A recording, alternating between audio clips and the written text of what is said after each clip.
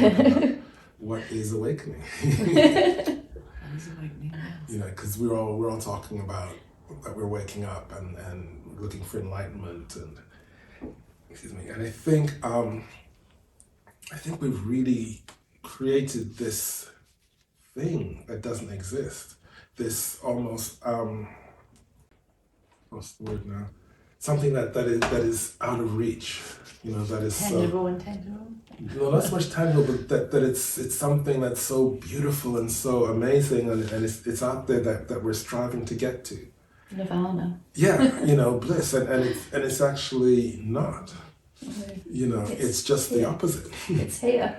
Like you say, people looking for enlightenment kind of feeling, you mean? Yeah, that's what people see enlightenment as. They think it's something to strive for, something out there, something that we will get, something that we have to work for, something that, you know, and really, enlightenment, being awake is coming back home. It's coming back to who we truly are and living from that sense.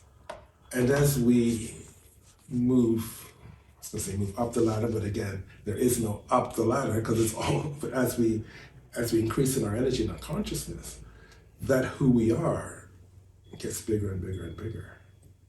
So we'll see in shift 3 when we talk about being comfortable with who you are, that has so many levels, because it could be as simple as be comfortable being a mother, be comfortable being a father.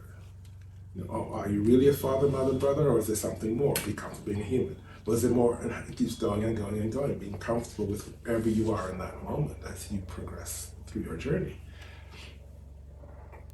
Because in the end, if there is an end,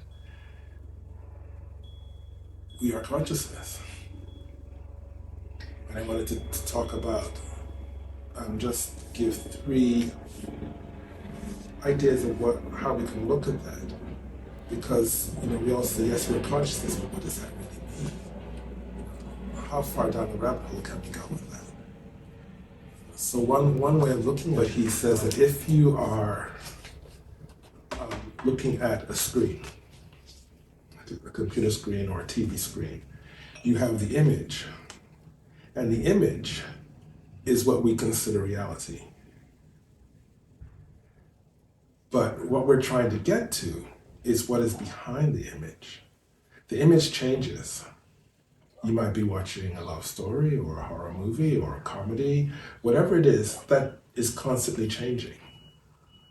Just as we've constantly changed through our lifetime, you know, as we were a child and we became a young adult and an older adult, middle age, our old age, we change who we are year by year, month by month, actually moment by moment, we're changing who we are. Our cells are changing, aren't they? Renewing. Everything is constantly changing. In every breath, we redefine who we are. Every single breath, every single moment, we redefine who we are.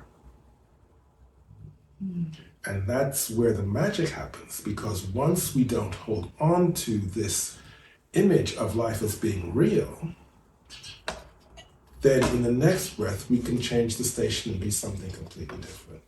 But as long as we hold on to this program that we're watching, then we're stuck there. And that next breath, we create the same thing. And the next breath, we create the same. Sometimes we'll change it a little bit. That's why change takes so long, because we're holding on to what we have.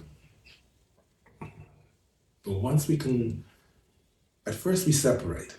And here's where it gets tricky, because first we separate and we go, okay, we're not the program, we're not the image, we're the screen.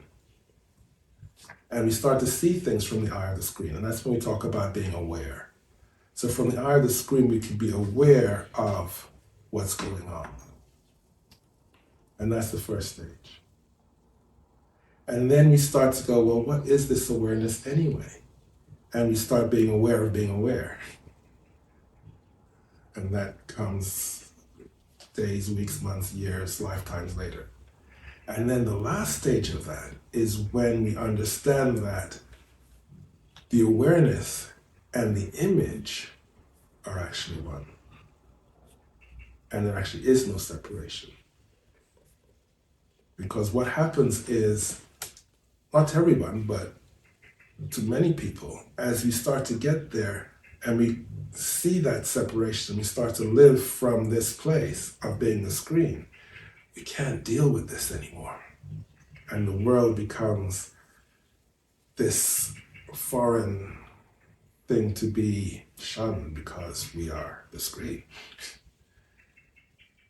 And you're seeing everything happening in the world, and you are observing it, and it's good, it's a good place to be, but at the same time, it's not complete because you're separated. And eventually they'll start to come back together, and you start to live in the world and as a screen at the same time. And that's when you can say that we are enlightened. Yeah, that's what the Buddhists talk about, is the people who can live and walk within the view, but they are still within their bodhicitta. They're still not bodhicitta, but they're within their Buddhist. They've already enlightened. So you can walk amongst with enlightenment, not that you're suddenly gone and you're off in the space and ether and gone, but they are enlightened beings who walk in the the world, earth. but not of the world. But not of the world. That's what they say, to be in the world, but not of the world. Mm-hmm. But a lot of them, had to go away for a time being, sometimes many years before they can come back into the world. We don't have to take that long anymore, but No, we can. but then that same process still happens.